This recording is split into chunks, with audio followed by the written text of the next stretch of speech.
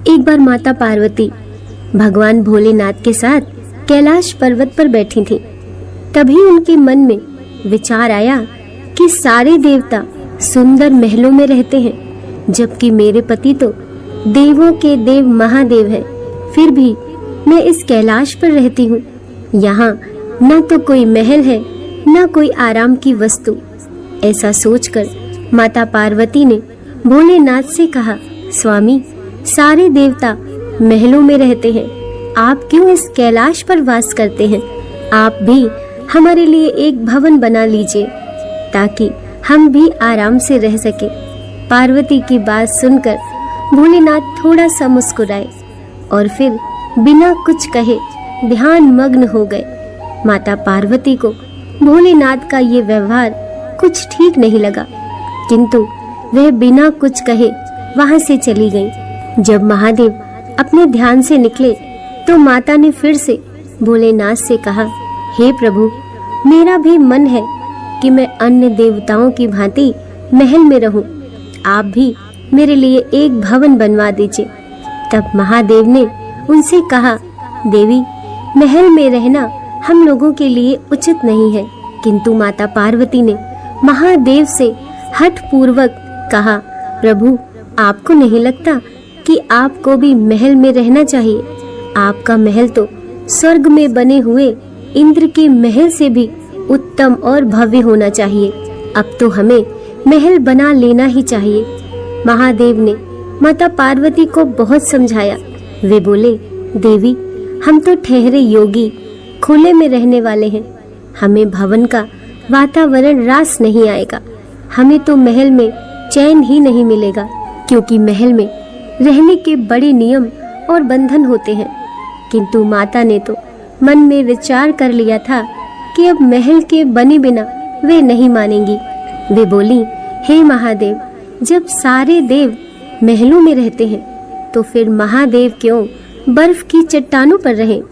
पार्वती के इस हठ के आगे देवों के देव महादेव को भी झुकना पड़ा। तब उन्होंने इस कार्य के लिए स्वर्ग से विश्वकर्मा जी को बुलवाया और उन्हें ऐसा महल बनाने को कहा जो तीनों लोकों में किसी का न हो।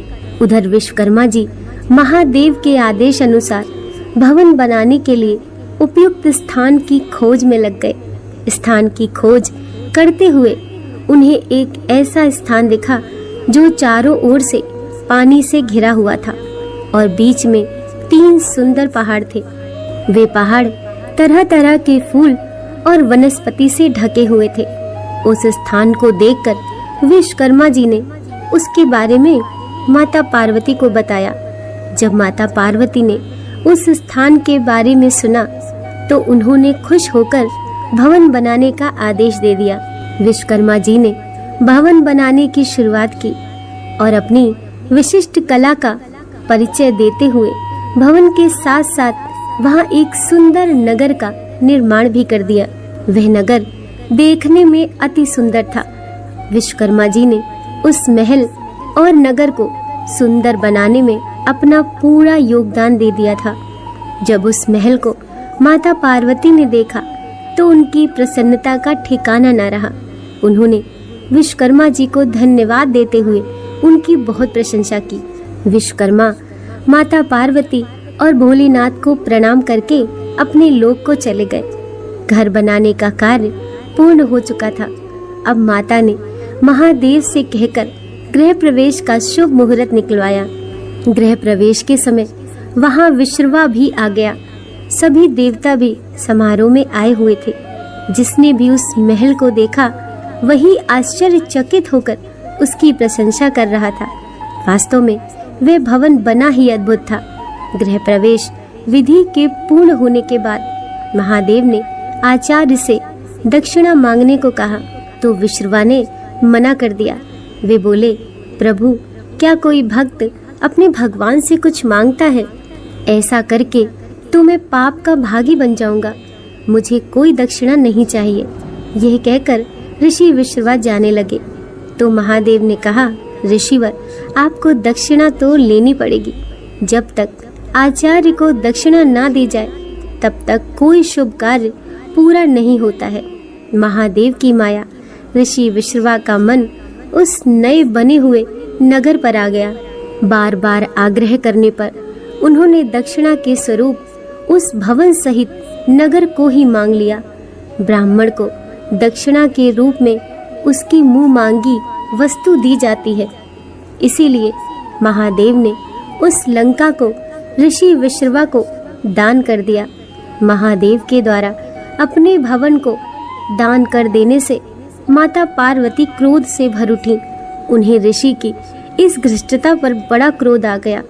उसी क्रोध में उन्होंने ऋषि विश्रवा को श्राप दे दिया। वे बोली, तुम तो आचार्य कहलाने के लायक भी नहीं हो। महादेव की सरलता का लाभ उठाकर तुमने बड़ी कुटिलता से मेरे प्रिय महल को ही हर लिया। इसीलिए मैं तुम्हें श्राप देती हूँ कि महादेव का ही भक्त एक दिन उस महल को जलाकर राख कर देगा। उसके साथ ही तुम्हारे कुल का विनाश आरंभ हो जाएगा। पुराणों के अनुसार ऋषि विश्रवा ने वह नगर अपने पुत्र कुबेर को दे दिया, लेकिन कुबेर को निकालकर लंका पर रावण ने अपना अधिकार कर लिया। त्रेता युग में शिव के अवतार हनुमान जी ने लंका को जला दिया और उसके बाद विश्रवा के समूल कुल का विनाश श्री राम के द्वारा किया गया। उस कुल में एकमात्र विभीषण ही श्री राम की शरण में होने के कारण बच गए। दोस्तों, वीडियो पसंद आई हो तो लाइक कीजिए, चैनल को सब्सक्राइब कीजिए। मिलते हैं नेक्स्ट वीडियो के साथ।